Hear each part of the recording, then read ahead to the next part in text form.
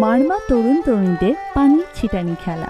মারমা আর Rakhine আদিবাসীরা উদযাপন করে সাংরাইন নামে নববর্ষ উৎসব।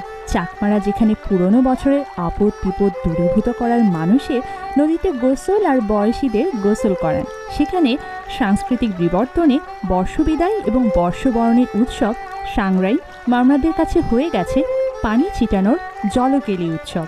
এই উৎসবে নারী পুরুষ সবাই অংশগ্রহণ করে পরস্পরের উপরে জল ছিটানোর জন্য। পার্বত্য চট্টগ্রামের ম্রো জনগোষ্ঠী পহেলা বৈশাখে চাকরান পই নামে নববর্ষ উদযাপন করে। ম্রোদের এই উৎসবের নাম এসেছে একটি ফুলের নাম থেকে। ফুলটি সুগন্ধিযুক্ত, সুন্দর গঠনের, অনেকটা হাসনাহেনার মতো দেখতে। এই ফুল ফোটার অর্থ হল বছর শেষ হয়েছে, এসেছে নতুন বছর।